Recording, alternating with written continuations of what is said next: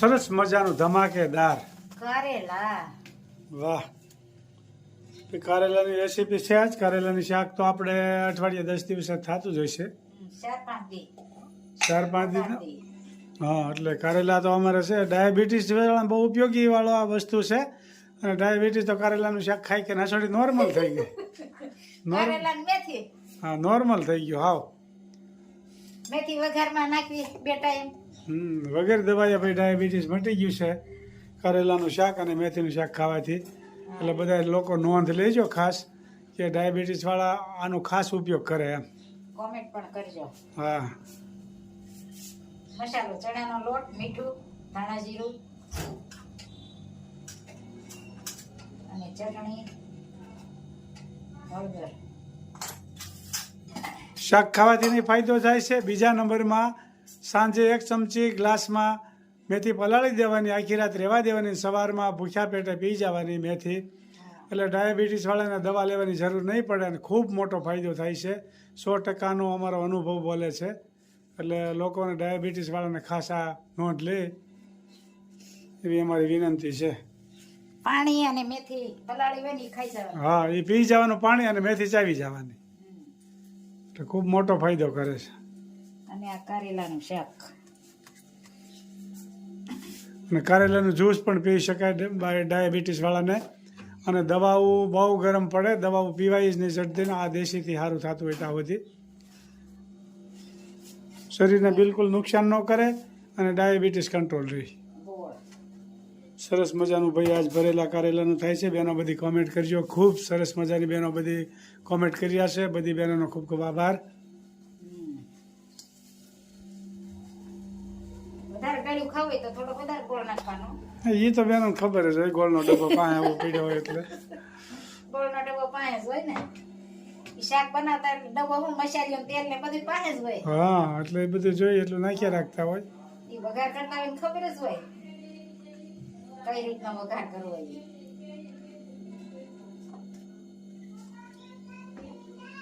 જો કારેલા થોડાક પાકી ગયા. આપણે કાલે બનાવવાનું હતું ને, કાલે હરાદ હતું. આમ તો માણસો પાકી ગયા છે ને કારેલા પાકી ગયા છે એવું છે બધું. એટલે વાંધો નહીં, હાલ છે.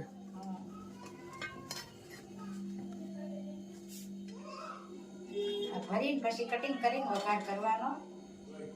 ભરેલા હોય ને એટલે આખા કારેલા હોય ને એટલે જલ્દી ભરાઈ જાય. ઓલું એક એક ભરવું નહીં, એક એક ભરતા વાર લાગે.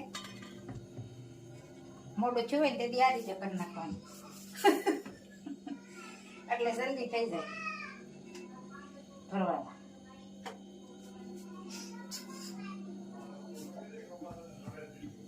પછી કટિંગ કરી નાખવાનું.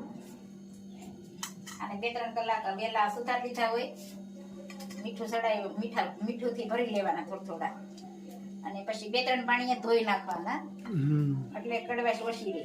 ખૂબ સરસ મજાનું કારેલાનું શાક બનાવ્યા છે. ભાઈ કારેલાનું શાક બેનો કહેતા બહુ કડવું થાય, પણ આ રીતે કરી નાખે ને તો કઈ ન થાય. ઓછું કડવું થાય. થોડાક ભરીને રાખી મૂકીને મીઠું ભરીને પછી 2-3 પાણીએ ધોઈ નાખવાના. પછી મસાલો કરીને ભરવાના. એટલે બાફવાના નહીં, એટલે આ સીધા વઘાર કરી નાખવાના. ઘણા બાફી નાખતા મસાલો કરે એટલે કાસું હોય ને એ સારું લાગે. સરસ મજાના કારેલા ભરાઈ ગયા છે ને, વઘાર કરવાનો છે.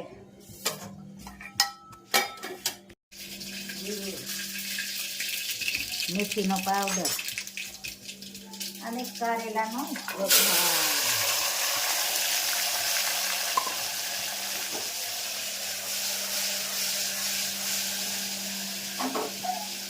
અને પછી થોડીક વાર ધીમા ગેસે ચડવા દેવાનું.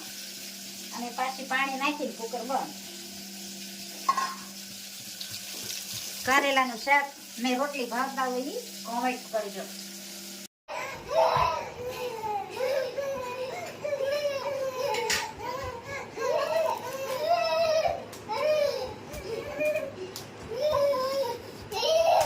જો રમવા મળ્યા છે આરોહી ને તેજસ ને બે.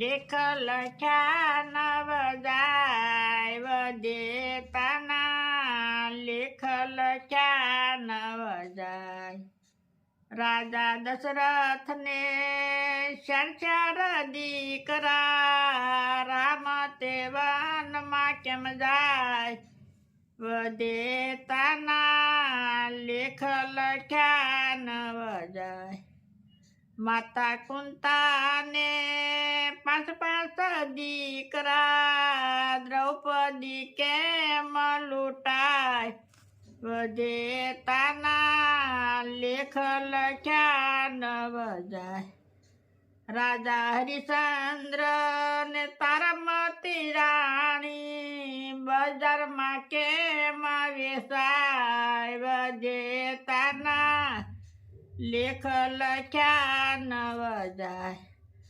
આંધળા બાપની સેવા રે કરતા શ્રવણ કેમ વિંધાય વદેતાના લેખ લખ્યા નવ જાય મૂર્છદ રાજા હતા સતવાદી કરવતે કેમ વેરાય વદેતાના લેખ લખ્યા નવ જાય નળ રાજાને દમયંતી રાણી દમયંતી વિયોગ કેમ થાય વદેતાના લેખ લખ્યા નવ જાય જલારામ બાપાને વીરબાઈ માતા સાધુ બેડા કેમ જાય વદેતાના લેખ